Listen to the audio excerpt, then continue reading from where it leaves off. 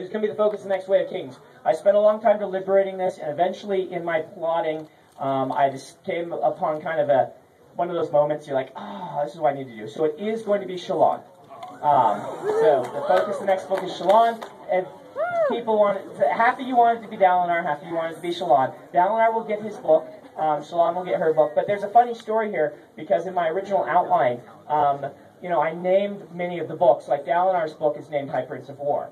And Shalon's book was actually named after the book that Yasna gives her, which is very thematically important to her. But then I started telling it to people, and they started laughing, because the book that Yasna gave her is called The Book of Endless Pages.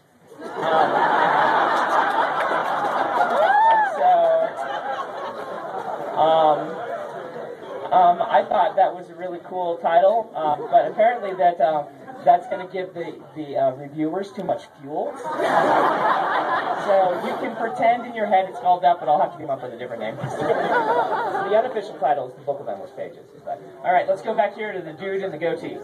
All right, the last Alcatraz book was kind of left on a cliffhanger. What's the future for that series? What's the future for the Alcatraz books? I'm actually in negotiations right now to bring the Alcatraz books to Tor, because we want to recover them and re-release them. And so I'm kind of putting it in a little bit of limbo until I can get it to Tor. They were at Scholastic, and we're in negotiations. There's some things I very much liked about Scholastic, but at this point we kind of want to have them, all my books, at the same publisher.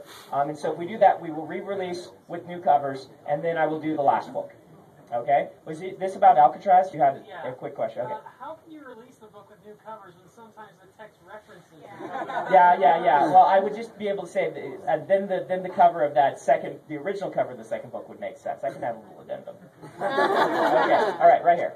How many magic systems have you gotten rid of, and how do you choose which ones to keep? How many magic systems have I gotten rid of, and how do I choose which ones to keep? It's an ever-growing process. I mean, I've discarded tons of magic systems, dozens, maybe hundreds. And I keep them based on how virile they are, how, against the other magic systems I'm thinking of, how well this one appeals to me. And sometimes it depends on whether I have a book that will fit that magic or not.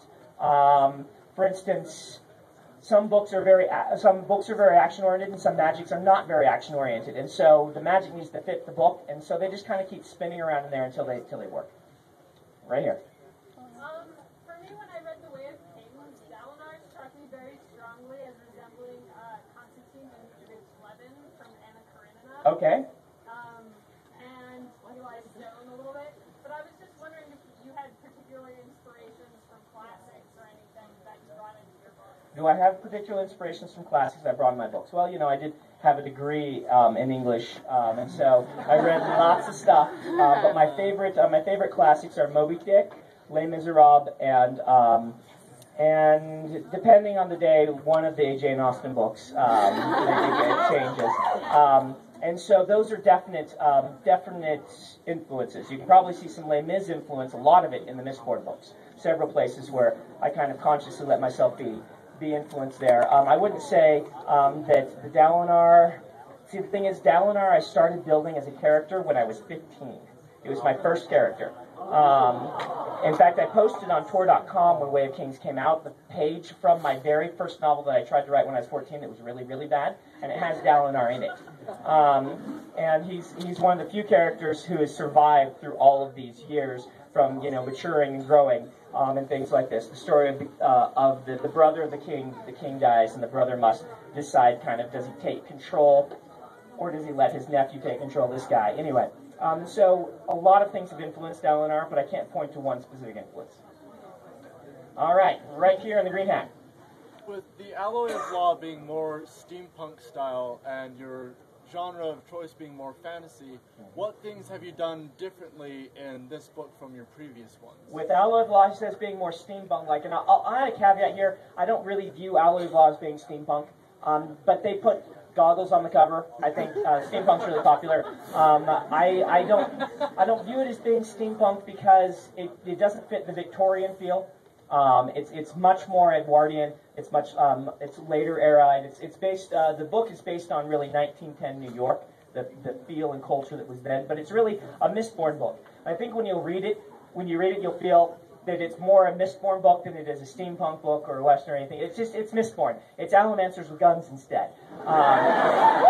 And so, what have I done differently? I really wanted to keep it feeling like a Mistborn book with some new elements. I was really, honestly, more trying to channel something like more of a Sherlock Holmes feel than anything else, because I wanted the mystery feel, and I wanted the character dynamic feel and things like that. And so this was just a conscious choice of mine to do 2 or 3 compelling main characters who could be in a more episodic story. I was more focused on that than on whether this is steampunk or whether this is what. I really wanted to thematically still feel like a Mistborn book. So, yes. Yes, brief announcement. So the time is about 11:50. In 5 minutes, we'll be lining up, roughly according to numbers, to go up the stairs, grab your book, come back down, and get it personalized. Just 5 more minutes. So what we need to do right now is we really need the people who are willing to give up a book to get one.